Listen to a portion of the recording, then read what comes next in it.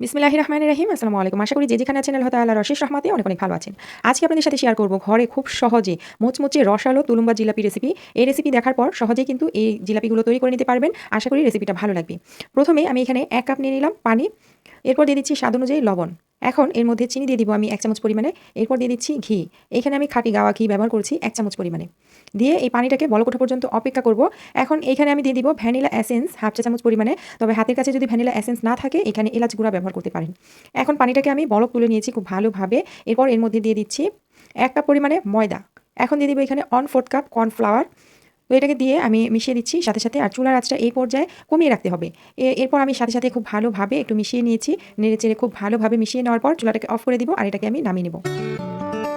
তো এটাকে নামিয়ে নিয়েছি গরম থাকা অবস্থাতে এই যে ময়দার ডোটা সেটাকে খুব ভালোভাবে হাত দিয়ে মথে নিতে হবে। ঠান্ডা হয়ে গেলে এটা খুব ভালোভাবে মথা হবে না। তো এটা সাথে, সাথে হাত দিয়ে একটু মথে নিতে হবে। চাইলে হাতের মধ্যে একটু পানি নিয়ে নিতে পারেন। তো আমি এখানে পানি নেইনি। এখানে আমি একটা ডিম ব্যবহার করব। যারা ডিম ব্যবহার করতে চান না তারা কিন্তু এখানে অল্প, অল্প করে পানি দিয়ে ডোটাকে নরম করে নিবেন। এখানে ডিমটা পুরাপুরি অপশনাল, না দিলেও কিন্তু এই রেসিপিটা অনেক ভালো হয়। তো আমি এখানে ব্যবহার করেছি ডিমটা। আপনারা চাইলে দিতে পারেন অথবা নাও দিতে পারেন। ডিমটা দিলে এগুলো খুব সুন্দর হয়। তো আমি হাত দিয়ে খুব ভালোভাবে এটাকে মেখে নিচ্ছি। ডিমের পরিবর্তে এখানে পানি অথবা লিকুইড দুধ ব্যবহার করতে পারেন। তো হাত দিয়ে খুব ভালোভাবে মেখে নিয়েছি আর এই ডোটা এরকম একটু নরম হবে। কিছুক্ষণ মথে নিলে আরও একটু মসৃণ হয়ে যাবে। তো দেখতে পাচ্ছেন এটা আমার হয়ে গেছে। এইরকম একদম সফট একটা ডো হবে। এটা খুব বেশি টাইট করলে এই যে মিষ্টিগুলো সেগুলো তৈরি করা যাবে না। হাত দিয়ে আমি ২ ভাগে ভাগ করে নিচ্ছি। তো এই রেসিপিটা অনেকেই অনেকভাবে তৈরি করেন। আমি যেভাবে তৈরি করেছি সেটাই আপনাদের সাথে শেয়ার করেছি। তো আশা করি এইভাবে তৈরি করলে আপনারাও নিরাশ হবেন না। এটা খেতে অসম্ভব মজার হয়। তো আমি ২ ভাগে ভাগ করার পর একটা পাইপিং ব্যাগের ভেতরে একটা নজেল দিয়ে দিয়েছি। পছন্দ অনুযায়ী নজেল দিতে পারেন অথবা নজেল হাতের কাছে না থাকলে এমনিতেও তৈরি করতে পারেন শুধুমাত্র পাইপিং ব্যাগ দিয়ে। যাদের কাছে পাইপিং ব্যাগটা নেই তারা কিন্তু এরকম মোটা কাগজ দিয়ে তৈরি করতে পারেন। যেকোনো লবণের কাগজ অথবা যে পোলার চালের কাগজ এটা, এই কাগজটা দিয়ে কিন্তু আমি তৈরি করে দেখাচ্ছি আপনাদেরকে। এটার যে একটা সাইডে আমি কেটে নিয়েছি। কেটে নেওয়ার পর এর মধ্যে একটা নজেল দিয়ে দিচ্ছি। নজেল হাতের কাছে না থাকলে এই পিঠা বা মিষ্টি বা জিলাপি যেটাই বলেন না কেন এটা কিন্তু এমনিতেও তৈরি করতে পারবেন। সেক্ষেত্রে দেখা যাবে এই যে ডিজাইনটা সেটা হবে না। তো টেস্টের কোনো হেরফের হবে না। আমি একটা কিন্তু কথা বলতে, বলতে তৈরি করে নিয়েছি। আর এই কাগজটা দিয়ে আমি তৈরি করে দেখাচ্ছি আপনাদেরকে। আর হাতের মধ্যে নিয়ে এভাবে করে একটু প্যাঁচ দিলেই হয়ে যাবে। এটা আর কি পছন্দ অনুযায়ী ডিজাইন এখানে দিতে পারেন। তো আমার এটা কিন্তু হয়ে গেছে। আর সবগুলো আমি একইভাবে তৈরি করব। এই প্লেটের মধ্যে নিয়ে যদি এইভাবে একটু প্যাঁচ দিয়ে দেওয়া যায় তাহলে কিন্তু হয়ে যায়। এটা তৈরি করা খুব একটা কঠিন না। বাচ্চারাও কিন্তু তৈরি করতে পারবেন। তো একইভাবে আমি সবগুলো তৈরি করে নিচ্ছি। তৈরি করার পর এগুলোকে আমি ভাজতে চলে যাব। আর আজকের এই রেসিপিটা যদি আপনাদের কাছে একটু হলেও ভালো লেগে থাকে তাহলে লাইক, কমেন্ট, শেয়ার করবেন। আর এরকমই সহজ রেসিপি পেতে চ্যানেলটিকে সাবস্ক্রাইব করে নিয়মিত পাশে থাকবেন। এখন আমি চুলায় একটা প্যানের মধ্যে ১ কাপ পরিমাণ চিনি দিয়ে দিলাম। দিয়ে দিলাম ১ কাপ পানি। তো এখন এখানে এলাচ দিয়ে দিব ২ টা। সুন্দর একটা ফ্লেভার আসার জন্য। তো এখন আমি এই পানিটাকে জাল করে নেব। খুব বেশি ঘন শিরা হবে না এটা। এই শিরাটা একটু চিটচিটে ভাব হবে। খুব বেশি ঘন হবে না বা কোনো তার হবে না এই শিরাটার মধ্যে। বলক চলে আসার পর কিছুক্ষণ জাল করলেই হয়ে যায়। দেখতে পাচ্ছেন এটা একটু চিটচিটে ভাব হবে। তো এটা আমার হয়ে গেছে। আমি নামিয়ে নিচ্ছি। খুব বেশি ঘন হলে শিরাটা কিন্তু জিলিপির গায়ে ডুববে না। তো এটাকে আমি চুলা থেকে নামিয়ে রেখে দিচ্ছি। তো এদিকে আমার এগুলো কিন্তু বেশ কিছুটা তৈরি হয়ে গেছে। এখন এগুলোকে ভাজার জন্য চুলায় ফ্রাই প্যানে বসিয়ে দিলাম তেল। তেলটাকে গরম করে তারপরে এই পিঠাগুলোকে ভেজে নেব অথবা জিলাপিগুলোকে ভেজে নেব। তো একটা, একটা করে আমি দিয়ে দিচ্ছি। চুলার আঁচটা খুব বেশি কমিয়ে রাখা যাবে না। আমি মিডিয়াম হিটে এগুলোকে ভেজে নিচ্ছি। সাথে, সাথে কিন্তু নাড়াচাড়া করা যাবে না। এগুলো যখন একটা পাশ একটু শক্ত হয়ে যাবে তখন উল্টে দিতে হবে। আর দেওয়ার কিছুক্ষণের মধ্যে দেখবেন এরকম ভেসে উঠেছে তেলের মধ্যে। দেখতে কতটা সুন্দর লাগছে। তো এগুলো খুব বেশি সময় লাগে না ভাজতে। তো আমি উল্টে দিচ্ছি এগুলো। একটা পাশ কিন্তু একটু শক্ত হয়ে গেছে তখন উল্টে দিচ্ছি। তো উল্টে পাল্টে এগুলোকে গোল্ডেন ব্রাউন কালার করে ভেজে নেব।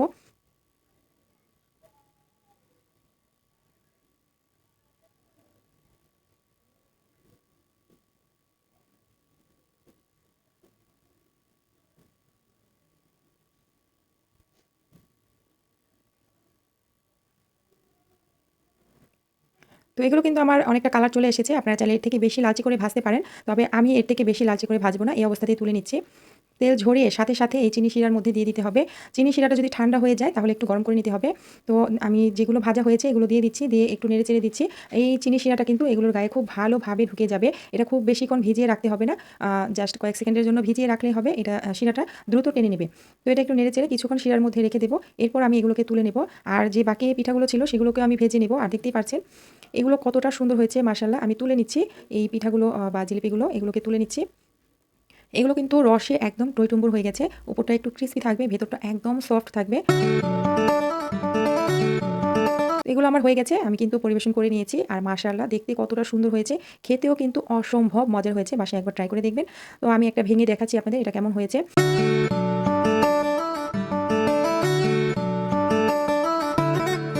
আজকে আপনাদের সাথে শেয়ার করব মাত্র 4টা ডিম দিয়ে সুপার সফট একদম স্পঞ্জি কেক রেসিপি। আশা করি এই রেসিপি আপনাদের কাছে অনেক ভালো লাগবে। প্রথমে একটা চালনির মধ্যে নিয়ে নিচ্ছি 1 কাপ ময়দা এবং 1 চা চামচ বেকিং পাউডার, 1 চামচের 4 ভাগের 1 ভাগ দিয়েছি বেকিং সোডা। এখন এর মধ্যে দিয়ে দিলাম 2 টেবিল চামচ কর্নফ্লাওয়ার। এটাকে আমি চেলে নেব। 2 টেবিল চামচ পরিমাণে গুঁড়া দুধ দিয়ে দিয়েছি। গুঁড়া দুধটা অবশ্যই ব্যবহার করার চেষ্টা করবেন, এতে করে কেকের যে স্বাদটা সেটা ভালো আসবে। দিয়ে আমি খুব ভালোভাবে চেলে নিয়েছি। এখন এটাকে মিশিয়ে একটা সাইডে রেখে দিচ্ছি ঢাকনা দিয়ে ঢেকে। এখানে আমি 4টা রুম টেম্পারেচারে থাকা ডিম নিয়েছি। ডিমটা যদি ফ্রিজে থাকে অবশ্যই 1 ঘন্টা আগে ফ্রিজ থেকে বের করে রাখবেন। এরপর আমি একটা ইলেকট্রিক বিটার দিয়ে কিছুক্ষণের জন্য বিট করে নিয়েছি, যতক্ষণ না এরকম একটু বাবলস চলে আসছে সেই পর্যন্ত। এরপর এখানে আমি চিনি দিয়ে দিচ্ছি 1 কাপ। 1 কাপ চিনি একবারে দেবো না, 2 থেকে 3 বারে চিনিটা দিয়ে দিব আর এইভাবে করে বিট করে নিতে থাকবো। আপনাদের হাতের কাছে যদি এই ইলেকট্রিক বিটার না থাকে তাহলে হ্যান্ড উইক্স অথবা কাঁটা চামচ দিয়ে এই কাজটা করতে পারেন। সেক্ষেত্রে সময়টা একটু বেশি লাগবে, ইলেকট্রিক বিটার দিয়ে কাজটা অনেকটা সহজ হয়ে যায়। যাই হোক, আমি চিনিটা কিন্তু 2 থেকে 3 বারে দিয়ে এটাকে খুব ভালোভাবে বিট করে নেব, যতক্ষণ না চিনির দানাটা পুরোপুরিভাবে গলে যাচ্ছে সে পর্যন্ত, আর এইরকম ডিমটা একদম ফোমি হয়ে যাচ্ছে সে পর্যন্ত বিট করে নিয়েছি। এখন আমি এখানে দিয়ে দিলাম সামান্য একটু লবণ, 1 চা চামচ পরিমাণে ভ্যানিলা এসেন্স, এরপর দিয়ে দিচ্ছি হাফ কাপ রান্নার তেল দিয়ে জাস্ট কিছুক্ষণ বিট করব। খুব বেশি বিট করা যাবে না, জাস্ট কিছুক্ষণ বিট করব যতক্ষণ না এগুলো একটু মিশে যাচ্ছে। খুব বেশি বিট করলে এই পর্যায়ে দেখা যাবে ডিমের ম্যারানটা বসে যাবে। তো এরপর আমি বিটারের কাঁটাটা খুলে নিয়েছি। একটা কাঁটা দিয়ে আমি ব্যাটারটা তৈরি করব। তো অল্প শুকনো উপকরণগুলো দিয়ে তারপরে আমি হালকা হাতে একটুখানি মিশিয়ে নিচ্ছি। এই কাজটা একটু সাবধানেই করতে হয়, কারণ এই ডিমের ম্যারানটা যদি বসে যায় সেক্ষেত্রে কিন্তু কেকটা স্পঞ্জি হবে না, খুব বেশি নরম হবে না। আপনারা যদি আমার মতো এরকম স্পঞ্জি কেক তৈরি করতে চান, একদম সফট, মুখে দিলেই গলে যাবে, তো অবশ্যই কিন্তু এভাবে একটু মিশিয়ে নেবেন হালকা হাতে। আর পাউন্ড কেকের মোল্ডের মধ্যে আমি কেকগুলো তৈরি করেছি। আপনারা যদি পাউন্ড কেক তৈরি করতে চান সেক্ষেত্রে কিন্তু এরকম মেশানোটা এত সাবধানতা অবলম্বন করতে হয় না। যাই হোক, আমি যেভাবে দেখাচ্ছি সেভাবে আপনারা করে নেবেন, তাহলে একদম পারফেক্ট কেক তৈরি করতে পারবেন। তো আমি সবটুকু ব্যাটার 2-3 বারে দিয়ে হালকা হাতে মিশিয়ে নিয়েছি। আর ব্যাটারের ঘনত্বটা নিশ্চয়ই দেখেই বুঝতে পারছেন। এরপর একটা 6 ইঞ্চির মোল্ডের মধ্যে আমি আগে থেকে নিচে কাগজ বিছিয়ে তারপর তেল ব্রাশ করে রেখেছিলাম। এর মধ্যে ব্যাটারটা ঢেলে দিয়েছি। পুরোপুরি ভরে কিন্তু ব্যাটারটা দেওয়া যাবে না, তাহলে কিন্তু কেকটা ফুলে একদম বাইরে বের হয়ে যাবে। অর্ধেকটা পরিমাণ দিয়ে দিয়েছি, দিয়ে একটু কাঠি দিয়ে নেড়ে চেড়ে ড্যাব করে দিয়েছি। এরপর আমি চলে এলাম। চুলা একটা হাঁড়ি আগে থেকেই গরম করে রেখেছি, নিচে একটা কাগজ দিয়ে একটা স্ট্যান্ড দিয়ে তারপরে আমি 5 মিনিট গরম করে রেখেছিলাম। এরপর কেক মোল্ডটাকে বসিয়ে ভালোভাবে ঢেকে দিচ্ছি। তো এখন আমি অন্য যে মোল্ডের মধ্যে সেটাকেও দিয়ে দিচ্ছি। আমি একই রকম 2টা কেক তৈরি করছি ভ্যানিলা ফ্লেভারের এরকম, আর একটা কেক আমি চকলেট তৈরি করব। তো ওইটা কীভাবে করবো সেটাও দেখাচ্ছি। আমি এটাকে একইভাবে কাঠি দিয়ে এইরকম একটু নেড়ে চেড়ে দিচ্ছি, যাতে করে বড় ধরনের বাবলস থাকলে সেটা বের হয়ে যায়। এরপর ড্যাব করে দিয়েছি। আর এই একইভাবে কিন্তু আমি সিলভারের হাঁড়িতে নিচে কাগজ দিয়ে একটা স্ট্যান্ড দিয়ে আগে থেকে 5 মিনিট গরম করে রেখেছি। এরপর ঢাকনা দিয়ে ঢেকে তারপরে আমি 25 মিনিট বেক করে নেব। আর এই যে ব্যাটারটা রয়ে গেছে এটার মধ্যে 1 টেবিল চামচ চকলেট পাউডার বা কোকো পাউডার দিয়ে ভালোভাবে মিশিয়ে নিচ্ছি হালকা হাতে। তো এটা মিশিয়ে নেওয়ার পর এখন আমি কেক মোল্ডে ঢেলে দিচ্ছি। কেকের মধ্যে চকলেট পাউডারটা অবশ্যই ভালো মানের ব্যবহার করার চেষ্টা করবেন। আর একইভাবে আমি সবগুলো কেক বেক করে নেব। দেখতেই পাচ্ছেন যেটা আমি প্রথমে দিয়েছিলাম সেটা 25 মিনিট পর আমি এটাকে চেক করে নিচ্ছি। তো চুলার আঁচটা কিন্তু একদম লোতে রেখে তারপরে বেক করতে হবে 25 মিনিট। 25 মিনিটের মধ্যে কেকটা কিন্তু সুন্দরভাবে হয়ে যায়। আপনারা চেক করে নেবেন, যদি টুথপিকটা ক্লিন আসে তাহলে বুঝতে হবে এটা হয়ে গেছে। আর যদি একটু আঠালো ভাব থাকে তাহলে আরও একটু বেক করে নেবেন। চুলার আঁচটা লোতে রেখে বেক করতে হবে অবশ্যই। তো আমি এটাকে নামিয়ে ঠান্ডা করে নিচ্ছি আর কেকগুলোকে বের করে নিচ্ছি। এগুলো দেখতেই পারছেন মাশাআল্লাহ, এগুলো কিন্তু অনেক সুন্দর হয়েছে আর একদম সফট আর স্পঞ্জি হয়েছে কেকটা। আপনারা নিশ্চয়ই ভিডিওতে দেখেই বুঝতে পারছেন। সবগুলো আমি মোল্ড থেকে বের করে নিচ্ছি। এই সেম প্রসেসে আপনারা কেক তৈরি করবেন। যদি কেক মোল্ড এই স্কোয়ার মোল্ড, তারপরে হার্ট শেপ অথবা গোল শেপ, যে শেপেই আপনারা দিতে চান দিতে পারেন। এটা দিয়ে আপনারা বার্থডে কেক অনায়াসে তৈরি করতে পারবেন। তো আমি এরকম একটু পাউন্ড কেকের মোল্ডের মধ্যে নিয়ে নিয়েছি। আর কেকগুলো চা দিয়ে খাওয়া যাবে, এমনিতেও খাওয়া যাবে, মানে এতটা মজার হয়েছে, বাসায় তৈরি না করলে বুঝতে পারবেন না। তো এটা একদম সফট হয়েছে, দেখতে পাচ্ছেন। তো আমি কেকগুলো কিন্তু কেটে নিয়েছি, ভেতরটা কেমন হয়েছে সেটাও আপনাদের দেখিয়ে দিয়েছি। এই চকলেট কেকটা আমি কেটে দেখাচ্ছি আপনাদেরকে, এটাও কতটা পারফেক্ট হয়েছে।